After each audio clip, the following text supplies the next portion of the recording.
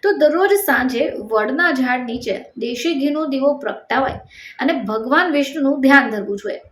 આનાથી ભગવાન વિષ્ણુ પ્રસન્ન થાય છે અને જે વ્યક્તિને જીવનની તમામ પરેશાનીઓમાંથી મુક્તિ અપાવે છે.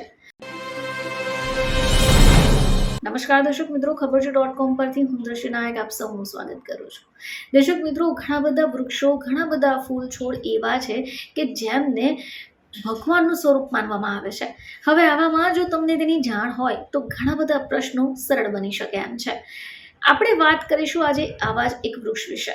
તો વટવૃક્ષની આજે આપણે વાત કરીશું. વટવૃક્ષ લાંબા સમય સુધી પુનઃ પ્રાપ્ય રહે છે.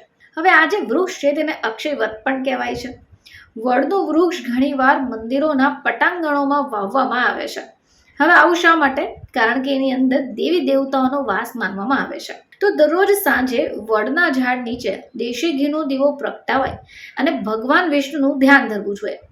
આનાથી ભગવાન વિષ્ણુ પ્રસન્ન થાય છે અને જે વ્યક્તિને જીવનની તમામ પરેશાનીઓમાંથી મુક્તિ અપાવે છે. હવે આ વડવૃક્ષની આસપાસ રૂની દોરી બાંધીને જો તેની પૂજા કરવામાં આવે તો પણ દરેક ઈચ્છાઓ પૂરી થાય છે. તો આ વિષય પર પંડિત કામના તિવારીજીએ લોકલ 18 સાથે વાત કરી. તેમણે જણાવ્યું કે જો તમારે ધંધામાં નફો જોઈતો હોય તો શનિવારે વડના ઝાડની ડાળી ઉપર હળદર અને કેસર અર્પણ કરવું જોઈએ. આનાથી ધંધામાં ઝડપથી નફો થાય છે. હવે આ સિવાય શુક્રવારે વડના ઝાડનું એક આખું પાન લઈ એની ઉપર ભીની હળદરથી સ્વસ્તિક બનાવવો જોઈએ. પછી આ પાનને તમારા મંદિરમાં અથવા તિજોરીમાં મૂકી દો. આનાથી તમારી દરેક પ્રકારની આર્થિક સમસ્યાઓ દૂર થઈ જશે. જો તમે હનુમાનજીની કૃપા મેળવવા ઈચ્છતા હો તો 108 આખા લીલા વડના પાન લઈ લો.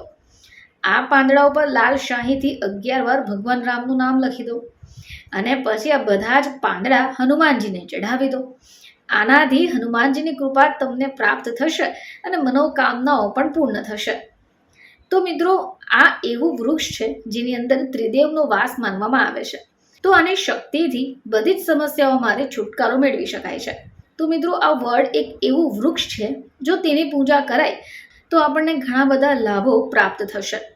આ વટ વૃક્ષને હિન્દુ ધર્મમાં પૂજનીય પણ મનાય છે કારણ કે એમાં બ્રહ્મા, વિષ્ણુ અને મહેશનો વાસ છે. હવે આપણે આ વટ વૃક્ષને વડના ઝાડથી પણ ઓળખીએ છીએ. આ ઝાડના આવા ખાસ ઉપાયો જો તમે કરશો તો દરેક પ્રકારની સમસ્યાઓમાંથી તમને છુટકારો મેળવી શકાય છે. આ સાથે ઘરમાં પૈસા અને અનાજની કમી પણ નથી રહેતી. તો દર્શક મિત્રો, ફરીથી તમારી સમક્ષ હાજર થઈશું. ત્યાં સુધી જોતા રહેજો ખબર છે .com.